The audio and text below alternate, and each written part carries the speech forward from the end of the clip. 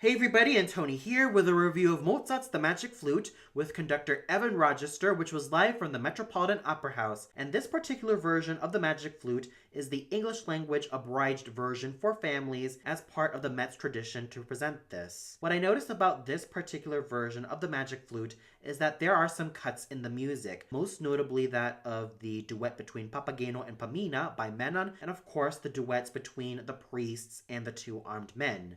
On top of that, the English translation is quite loose. For example, in the original German version of Der Höllerrache, the final lines of that aria are Hört, hört, Rachegötter, hört der Mutterschwur, which is then translated into English as Hear, hear, gods of vengeance, hear a mother's vow. Whereas in the version presented by the Met, it is swear, swear to avenge me, swear or you will die, which is rather unusual, but then again, this version of the Magic Flute is presented for families. The main reason why I tuned into this particular radio broadcast was to hear Hanna-Elisabeth Müller singing Pamina, a role that she's been singing mostly throughout Europe. And I thought that she did an amazing job in this role, and her rendition of Ach ich fühl's was ideally poignant and absolutely lovely. What more can I expect about someone like Hanna-Elisabeth Müller? Her girlish charms, her penchant of doing all of these ingenue roles, and of course, her silvery and lovely light lyric soprano voice, which also bloomed to perfection. She sang everything so perfectly, complete with a pristine technique which made her stand out as a singing actress. She was able to bring out so many nuances to Pamina that I was in total awe of everything she had to offer. Her career seems to go from strength to strength every time I hear her, and she is without a doubt a major star to look out for. Returning as the Queen of the Night was Catherine Lueck, who was, as always, was appropriately dramatic and absolutely accurate in everything she sang. She was able to use her wide-ranging, dramatic coloratura soprano voice to the best of her abilities, and there were a lot of great moments to be found in Madame Lueck's portrayal of the Queen of the Night, a role that she has been portraying in all of the opera houses worldwide. And I'm sure that she has a magnificent future singing other regal parts like Anna Bolena, Maria Stuarda, Elisabetta from Roberto de Vereux,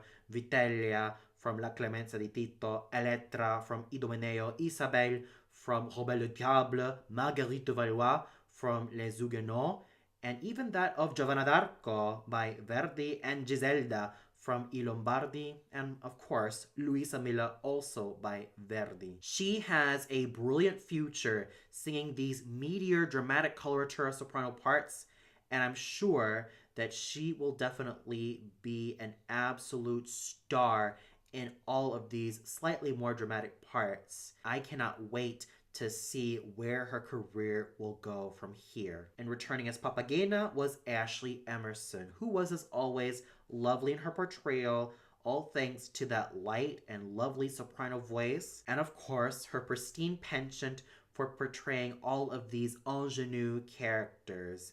The way she was able to make her voice glow was so fabulous. And she certainly established herself as a fine singer for all of these ingenue parts. Returning as Tamino was Charles Castronovo, who was, as always, dashing, heroic, and absolutely exceptional in his portrayal of this iconic prince. He was able to make his voice bloom and blossom with richness and beauty, and he had this nobility which made him stand out exceptionally. He had this charisma which made him all the more alluring, and of course, his portrayal of this prince was ideally heroic and absolutely fabulous from beginning to end. Nathan Gunn was a charismatic Papageno, and this was a role he's been singing for many years,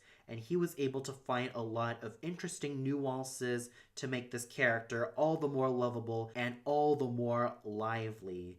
The way he was able to sing Papageno with his full sounding lyric dramatic baritone voice, and of course, his versatility as a singing actor was absolutely in evidence. And he also had a flair for comedy, which made him all the more wonderful as a singing actor. Then we also have Alfred Walker, who sang the role of the Speaker of the Temple, and his authoritative bass baritone voice made him stand out exceptionally. There was this tallness and nobility found in his voice, which made him all the more alluring, and I certainly had a blast listening to Mr. Walker in this small yet vital role. Tobias Kira was, as always, a noble Zarastro. All thanks to his basso profondo / cantante voice, he was able to make Zarastro noble and, of course, rather courageous. He was absolutely fine in his portrayal of this iconic character, and he certainly went from strength to strength as his career continues to bloom. Returning as Monostatos was Greg Federley, who was, as always, characterful in his portrayal, and of course, rather snively as Monostatos, one of his signature roles. The way he was able to use his character tenor voice to the best of his abilities was really alluring, and it made him all the more charismatic as a singing actor. Amy Shoremount-Obra, Sarah Mesco, and Tamara Mumford were a gorgeous trio of ladies. Stephen Painter, Kurt Finney, and Craig Montgomery were a fine trio of slaves. Lucas Mann, A. Jesse Schopflocher, and Elliot Flowers were absolutely charming as the three boys. Bradley Garvin and Kyle Portmiller were fine as the two priests, and returning as the two armed men were Richard Cox and Richard Bernstein, whose voices blended superbly, and they were able to make a mighty pair of armed men. So overall, the singing was absolutely exceptional, and special kudos also has to go to Hanna-Elisabeth Müller for her overall fine and pristine portrayal of Pamina.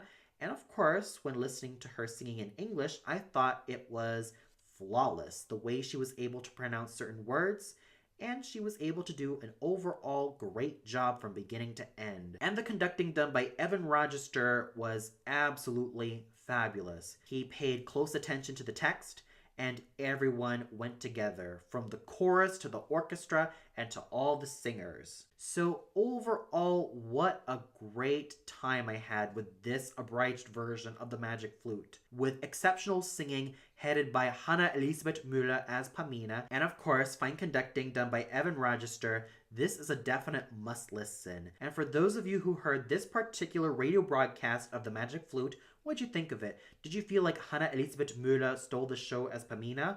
Was there another singer who stole her thunder? Or did you feel like there was something or someone that just didn't really hold up? Comment below and let me know. Well, that's all for now. Be sure to tune in much later for my review of Kurt Weill's 7 Deadly Sins, starring the veteran dramatic soprano Janice Baird. So until then, have a great day everybody and happy holidays.